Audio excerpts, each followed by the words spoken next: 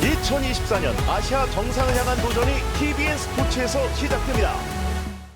제가 막 특정하게 어떤 팀을 형철이처럼 막 열렬하게 막 열성적으로 응원하지는 않아서 제가 축구 볼 때 사실 좀 강한 팀 위주로 좀 많이 봐요. 왜냐면 그 팀 점수리 나는 내가 이제 뭐 게임할 때도 아 이렇게 한번 해볼까? 이런 몰입감도 줘가지고 그래서 제가 올 시즌에 사실 첼시에 대한 좀 애정이 좀 생겼거든요. 보면서 아 내가 첼시 팬이면 진짜 이 포인트에서 열받겠다.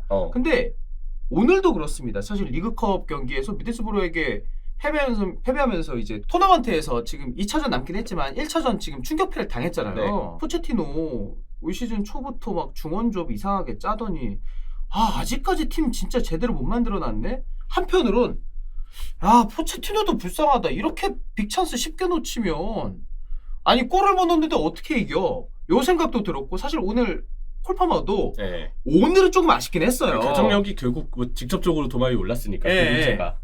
근데 저는 뭐 파마에 대해서는 사실 뭐 리그 경기에서도 워낙 잘한 경기가 있어서 더 뭐라고 하고 싶지는 않습니다만은 아무튼 뭐 첼시 팬 입장에서 참 올 시즌이 지난 시즌 못지않게 또 힘들 수 있겠구나라는 좀 네. 생각이 들었어요. 어쨌든 이 예. 카라바오컵은 그 준결승까지 올라왔는데 아무것도 못 건지면 결승 못 올라가면 이 진짜 사실상 얻은 게 없어요. 일정만 더 꼬이고. 맞아요. 예, 결승 남은 거 이제 준결승 2경기 치르고 1, 2차전이 있으면 2차전이 남아있죠.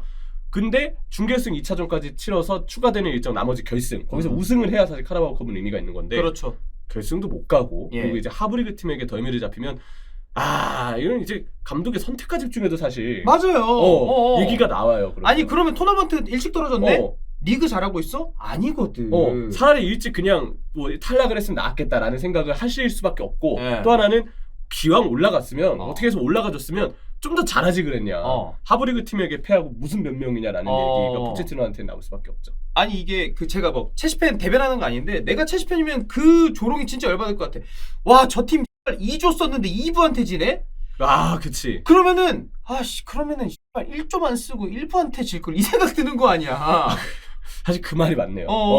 결국은 이제 첼시 입장에서도 이번 스탠포드 브리지에서 2차전 저는 그래도 아직 확률이 매우 높다고 첼시가 이길 가능성이 높다고 생각을 하는데 계속 이런 기복 있는 모습들이 나온다는 점. 이번 FA컵도 사실 전반 내내 골이 안 나오다가 후반 돼서 이제 몰아치면서 다득점이 나왔는데 팀 컨디션이 여전히 좀 올라오지 않는 부분에 대한 답답함 이게 이번 경기도 이어지지 않았나 싶네요.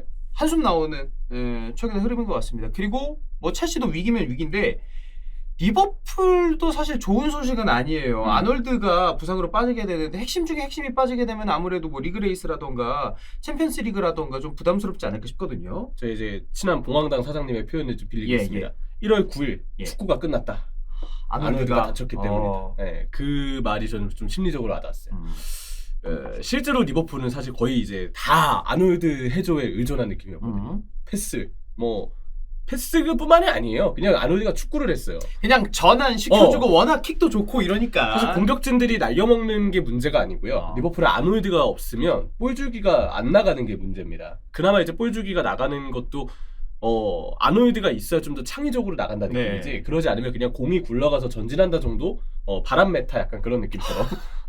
진짜 뭐 흘러가는 대로요. 그런 느낌이에요. 반다이크는 물론 있죠. 예, 근데 예, 반다이크가 있으면 롱패스를 잘 뿌리긴 하는데 반다이크랑 아놀드라는 후방을 조립할 수 있는 자원들이 같이 뛰기 때문에 그리고 그 중에서도 특히 아놀드의 그 영향력과 창의성은 그동안은 정말 리그에서 최고 수준이었어요. 맞아요. 풀백인데도 미드필더의 능력을 뛰어넘는 그 모습을 보여줬기 때문에 다시금 느끼지만 지금 아놀드의 부상은 리버풀의 후방 빌드업 상대가 압박을 해서 약간 궁지에 몰렸을 때 롱패스로 뒷공간으로 쭉 찔러주면서 바로 공격진에게 볼을 넘겨주고 그렇게 해서 분위기를 바꿔주는데 1등 공신을 해줬던 선수가 아놀드거든요. 근데 그런 아놀드가 이제 한 몇 주가량 부상으로 빠진다고 하니까 일단 리버풀 입장에서 풀럼전에 대한 위기 당연히 좀 있고 그나마 이제 1월 일정 자체가 사실 리버풀이 리그 일정 경기가 많지는 않아요. 근데 2월에 이제 첼시랑 아스날을 만나게 되는데 연달아 만나게 되는데 그때를 앞두고 빨리 돌아와야 리버풀이 다시 축구를 할 것이다 라는 생각을 좀 하게 되죠. 근데 진짜 형철이가 워낙 리버풀 팬이니까 그게 와닿네. 리버풀에서 축구를 맡고 있는 선수가 빠졌으니까 맞아요. 뭐 반다이크 뭐 빌드업 얘기했지만 알리송 시작해 반다이크에서 롱패스로 뭐 건너뛰는 것도 있지만 여기에서 아무래도 한 단계 발밑으로 연결이 돼야지 그 2선에서 1선으로 패스가 세밀하고 사실 리버풀도 공격수들이 날려먹는 경우들이 꽤 있잖아. 꽤 있죠. 근데 그 상황을 덜 날려먹을 수 있도록 깔아주는 게 아놀드였는데 그 아놀드가 빠지면 아무래도 리버풀 입장에서 공백이 클 수밖에 없겠네. 심지어 롱패스 뿌리는 것도 아놀드가 해요. 음. 그런 거를 보면은 진짜 축구 그 자체고 살라랑 아놀드가 있었기 때문에 네. 그동안 이제 리버풀의 어떤 전술이 상대에게 이제 좀 막히고 약간 오른쪽 위주로 수적을 만들려고 했던 전술들 막히고 왼쪽 자원들 부진하다 보니까 왼쪽 공격 막히고 그런데도 이길 수 있었던 데에는 아놀드와 살라의 능력이 되게 컸다고 생각을 합니다. 근데 네. 둘이 없는 거거든요. 그런데 네이션스컵 갔으니까 살라는 네. 그렇기 때문에 지금 남아있는 자원들로 대체를 해야 되는데 일단 계속 조 고메스, 뭐 코너 브래들리 아마 이렇게 브래들리랑 고메스를 일단 우선시 쓰지 않을까 싶어요. 그나마 다행이다. 어떻게 보면은 조그메즈가 진짜 올 시즌은 왼쪽에 구멍 나는데 왼쪽에서 너무 잘해주고 이러고 있긴 하니까. 그렇죠. 그리고 지금 뭐 지금까지의 기사로는 예. 풀럼전은 반다이크가 뛸 거라는 얘기들이 많거든요. 그래요? 질병에서 이제 돌아와서. 예. 그래서 일단 브래들리 선수가 아스날전에 잠깐 카메오로 나와서 그 마르티넬리에게 날아오는 크로스를 큰 키로 막아내는 거를 되게 잘했어요. 근데 과연 브래들리가 이제 이 1군 경기, 일부의 1군 경기에서도 정말 좀 괜찮은 한 명의 풀백으로서의 영향력을 좀 보여줄지가 관건일 것 같고 본인은 어떻게 생각해요? 저는 브래들리에게 오버래핑 역할만 일단 맡기면 된다고 봐요. 그래요? 왜냐면 브래들리는 볼트너의 임대에서 뛰었을 때도 인버티드 롤을 소화한 선수는 아니었고 약간 직선적으로 이렇게 오버래핑을 나가는 스타일이었거든요. 좀 단순하게 봐야 되겠네 네. 우리가. 다시 단순하게 돌아가야죠. 인버티드 풀백을 써서 아놀드를 오른쪽 풀백에서 안쪽으로 좁히고 그 아놀드가 이제 빌드업의 줄기 역할을 담당했다고 한다면 네. 지금은 이제 브래들리, 고메스로 일단 좌우 오버래핑을 좀 시키고 그 다음에 수비형 미드필더에 이제 맥칼리스터가 뛰잖아요. 옆에 파트너로 커티스 존스가 나오는데 요즘에 존스가 그래도 활약이 괜찮아요. 네네네. 커티스 존스 쪽에서의 볼 간수와 어떤 순환 이 부분의 지분이 조금 더 늘어나야 되지 않을까. 관건은 이제 브래들리랑 고메스가 오버래핑을 하면서 측면의 폭을 얼마나 벌려줄 것인지 그리고 수비할 때는 또 얼마나 브래들리 쪽에서 안정감이 나올 것인지 그에 따라서 아놀드가 없는 동안에는 잠시나마 저는 단순한 4-3-3 형태로 좀 돌아가야 된다 라고 생각을 합니다. 이랬는데 의외의 재능이 또 나올 수도 있어요. 갑자기 브래들리가 뭐 인버티드를 잘한다든지 그러면 진짜 놀라운 거지. 아니면 사실. 고메스가 또 왼쪽 풀백으로 인버티드 롤을 수행하는데 그게 또 잘 된다든지 이런 의외의 발견 요소들이 좀 있기를 바라겠습니다.